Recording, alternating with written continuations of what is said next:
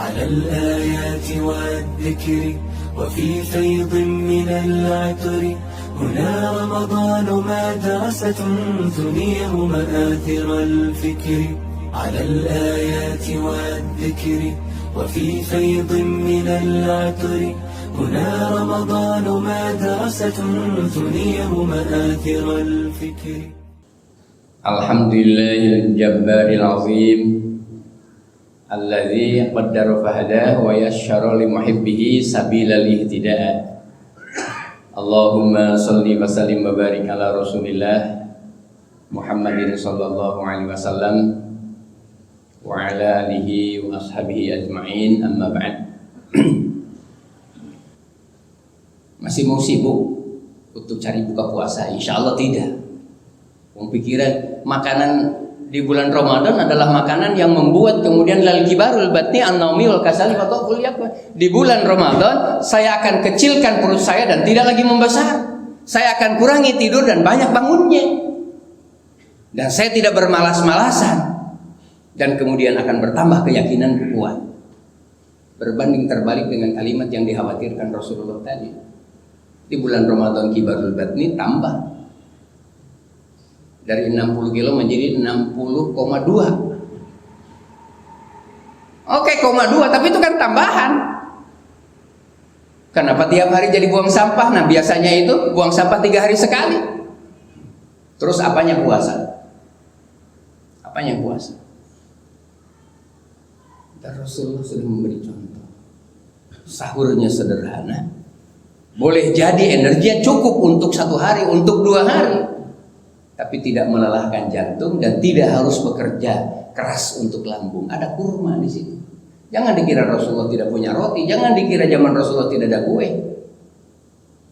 Jangan dikira zaman Rasulullah tidak ada gandum. Tapi pilihan Rasulullah. Kita mau ikut Nabi mana puasa kita? Malah buka puasa tersingkir, itu namanya kurma. Dan Allah hadiahkan. Betul ada di Madinah, betul di Qasim, betul kemudian di Mekah, tapi tidak ada titik di bumi yang berniat untuk berbuka puasa dengan kurma kecuali kurma datang ke tempat itu. Tes hari ini di mana desa yang tidak ada kurmanya? Subhanallah. Ya, itu tugas para dokter ya, dan tidak ada satu dokter pun yang melakukan penelitian ilmiah terhadap bagaimana ketika kurma datang pertama kali dalam keadaan dia tidak makan selama 12 jam atau selama 8 jam untuk tempat tertentu. Masya Allah. Saya bicara begini, begitu datang air saja, itu enzim yang ada di mulut saya yang bergerak terus itu masuk ke dalam tubuh. Saya kira tetes enzim harganya bisa jutaan. Kalau sudah bicara dengan kebutuhan pankreas, kebutuhan ginjal, kebutuhan liver. Ayo kita obati yang punya penyakit gula. Puasanya sederhana, sahurnya sederhana. Karena ada berkah dalam sahur. Bukan ada nasi dalam sahur. Makan nasi nanti lapar, itu pikiran salah. Lapar itu kebaikan dari Allah untuk menerima derajat makanan yang dienergikan oleh pikiran dan harapan. Nikmatnya sebentar makan. Memang ada rasa lapar asar itu.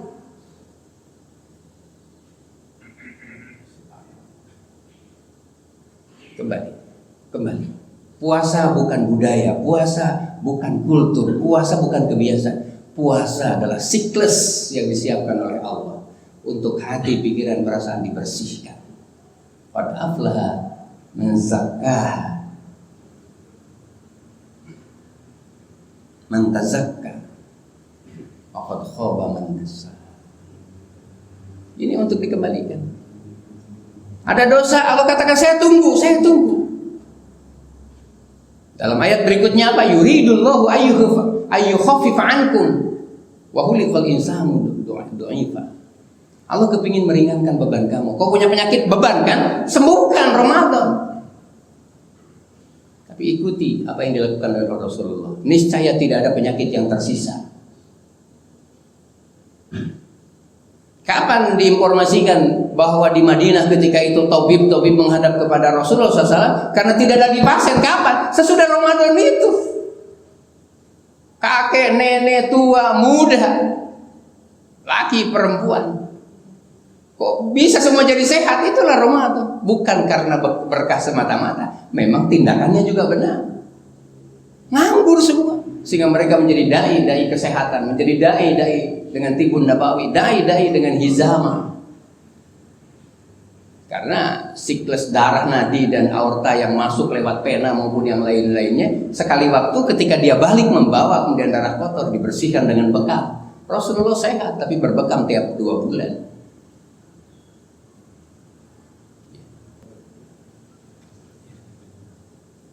Pilihan-pilihan makanan yang terbaik ya pilih untuk Ramadan. Terjadi colon cleansing, pembersihan usus. Dan kalau usus kosong dari makanan, maka akan terjadi migrasi dari mikrobakteri. Untuk apa? Untuk memelihara kembali sel yang rusak. Karena tugasnya mikrobakteri atau bakteri yang paling kecil, bahkan lebih kecil dibandingkan dengan virus corona, tapi positif kerjanya, siklus. Orang menyebutnya probiotik. Dia pelihara kembali. Oh, ini ginjalnya rusak. Dia perbaiki lingkungannya, ginjal kembali. Gagal ginjal saja sebenarnya kan masih ada ginjalnya, masih hidup, cuman fungsinya tidak maksimal. Karena kalau dia mati semua. Banyak terbukti. Ada yang dengan pengobatan, sekarang ada namanya pengobatan akhir zaman fas. Kaget juga, tapi karena kita menyaksikan seorang ibu. Apa pula yang membuat dia harus dicuci darahnya? Ya karena perjalanan yang terkait dengan fungsi ginjal tidak maksimal. Ada posisi tulang belakang yang tidak connect. Begitu diperbaiki kemudian posisi tulang belakangnya, jalurnya darah kembali maksimal. Beberapa saat kemudian dia tinggalkan cuci darah, kembali fungsinya ginjal. Tadinya saya tidak percaya, tapi karena faktanya dilakukan oleh Ustadz Ari Wahyudi. Kebetulan dia murid saya. Dia fotokan kemudian dia sampaikan, ibu yang mengalami itu, dan tidak ada jambi-jambinya. Kalau doa niscaya. Artinya apa? Ketika benar usahanya, maka Allah yang menjadi penyembuhnya. Ahlan wa sahlan ya Ramadan, syahrus sadaqati wal ikram. Marhaban bika Ramadan. Ahlan wa sahlan ya Ramadan. Asumu naharan wa adhkuru rabbi wa atlul Qur'ana